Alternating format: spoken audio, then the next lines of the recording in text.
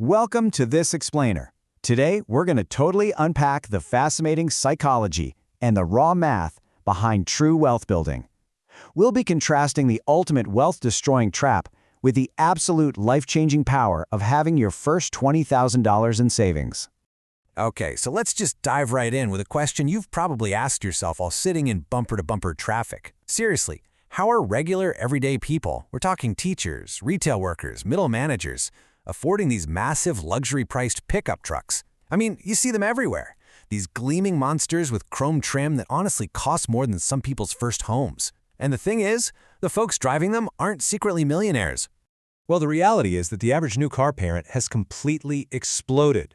Truck and SUV owners are routinely shelling out between $700 and $1,200 every single month, and they're doing this for 6 to 8 years.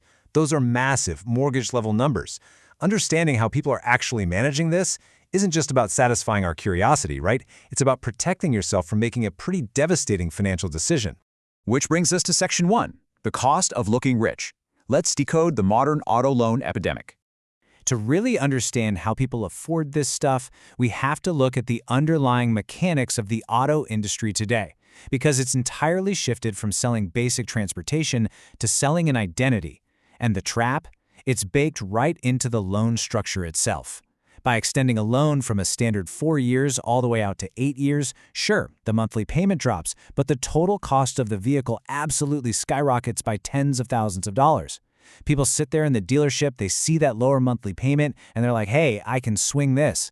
They completely ignore the fact that they're committing to almost a decade of debt on a machine that's rapidly losing its value. And because cars depreciate so fast, these extended loans quickly trap buyers in something called negative equity. When you stretch a loan out over 8 years, the car's value drops way faster than you can pay down the principal balance. So eventually, when the buyer gets sick of the car and wants the newest model, they are quite literally forced to roll their old debt into an even more expensive new car loan just to escape the vehicle they're currently driving. It's a total financial hamster wheel. So the crucial takeaway here is all in the math. Treating a depreciating asset like it's a mortgage payment is literally wealth destruction with cup holders. Think about it. If you buy a $55,000 truck with an $800 monthly payment over 7 years, by the time you factor in gas, insurance, and maintenance, you've spent over $130,000 to own an asset worth maybe 15 grand at the end. But what if you took that exact same $800 a month and invested it in an 8% index fund? Over those same 7 years, you would have built over $70,000 in actual keep-in-your-pocket wealth. Section 2. Your first $10,000. Let's look at the biological shift from panic to peace. Now that we see the trap of just looking rich, let's pivot to the antidote. Because the difference between having zero savings and having a baseline safety net is staggering. When you have no money, your brain operates in pure survival mode. You literally have zero mental bandwidth to plan for the future, because every single unexpected expense feels like a total catastrophe. When your check engine light comes on, it's not just a minor inconvenience, is it? It's a countdown to a financial disaster that could entirely ruin your month. But here's what's truly fascinating. Neuroscientists have actually found that hitting that $10,000 mark changes your body chemistry. It physically drops your cortisol levels, that's your body's main stress hormone. Having that 5-figure buffer in your bank account literally improves your sleep, it lowers your daily anxiety, and it even improves your relationships. You finally stop gasping for financial air, and your brain finally gets the space to breathe. And it turns out, most people don't actually spend their emergency fund on emergencies. Instead, they take that profound peace of mind and use it to confidently pursue new opportunities that actually increase their income. You might take a course, get a new certification, or go to a networking event you otherwise couldn't have risked the cash on. Suddenly, a broken laptop just means a quick trip to the electronics store, not a missed rent payment. Section 3, the identity shift. We're going to talk about rewiring how you view money. Reaching this milestone triggers something way deeper than just financial security. Here's how this evolution actually happens in real life. Look, saving your first $1,000, it requires immense willpower. It is brutal. But by the time you reach $10,000, saving has become an automatic part of who you are. It's no longer just a temporary diet. You transform from someone who thinks of money as this stuff that just magically vanishes every month into someone who understands that money is a powerful tool designed to multiply your options.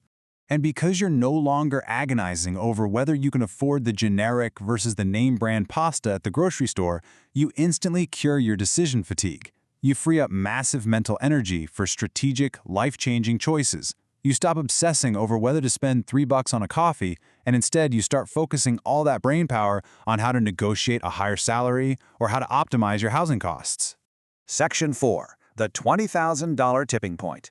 This is where math and momentum finally take over. Once you've established that new identity, you hit this ultimate tipping point where the rules of the game completely flip in your favor. Research from Vanguard actually shows just how wildly fast this momentum builds. Having even $2,000 saved boosts your well-being by 21%, but hitting that 3 to 6 month buffer, which for most people is right around $20,000, skyrockets your ability to think about wealth generation. You move entirely out of wealth preservation mode and step right into proactive, aggressive wealth building. And this is the mathematical magic of the compound effect at play. If you're diligently saving $1,000 a month at an 8% return, your first $20,000 takes about 19 grueling months of saving. But your second $20,000, that only takes 17 months. And eventually, once your balance hits around $400,000, your existing money starts doing the heavy lifting. It generates $20,000 in just 5 months, entirely automatically. Financial gravity literally starts working for you instead of against you. You see, wealthy people don't necessarily have super secret investments. They just have enough scale that a basic 10% return suddenly generates real, usable cash without them ever lifting a finger. I mean, 10% on $2,000 is just $200. It's nice, sure, but it's not life-altering. But a 10% return on $20,000, that's $2,000. Now that is real, meaningful momentum happening entirely in the background of your life. Section 5. Buying your freedom and the incredible power of walking away money. This brings us to the absolute ultimate benefit of hitting that tipping point.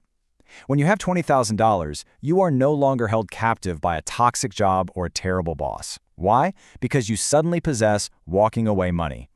When you're living paycheck to paycheck, you are forced to say yes to unreasonable demands out of pure survival. But with a $20,000 buffer, you are operating from a position of profound strength. Just having this cash completely changes your everyday demeanor at work. You become naturally more confident, more assertive. You aren't terrified to ask for that well-deserved raise or to push back on some ridiculous weekend project. And ironically enough, that very confidence is exactly what often leads to better assignments, way more recognition, and even higher pay. You usually don't even have to actually spend the walking away money. Just knowing it's sitting right there gives you a literal superpower. With this new mindset locked in place, you completely stop agonizing over the price of a latte and instead you start analyzing the opportunity cost of your major decisions. You stop asking, can I afford the monthly payment on this fancy new truck? And you start realizing, wait, that truck is actually costing me hundreds of thousands of dollars in lost future investments. You begin filtering absolutely everything through the lens of long-term freedom. So the absolutely crucial point to remember here is never ever blow your hard-earned savings on a quote-unquote reward, like a massive down payment on an overpriced car. Seriously, I see this happen all the time. People hit this incredible milestone, they feel this huge burst of confidence, and then they immediately self-sabotage by locking themselves right back into the car payment trap. Don't do it. Let that money sit there and compound into generational wealth instead. I'm going to leave you to ponder this as we wrap up this explainer. Now that you truly understand both the math and the mindset, which path are you going to choose tomorrow? Are you going to continue financing things that secretly keep you poor? Or are you going to start building the unshakable foundation for your total freedom?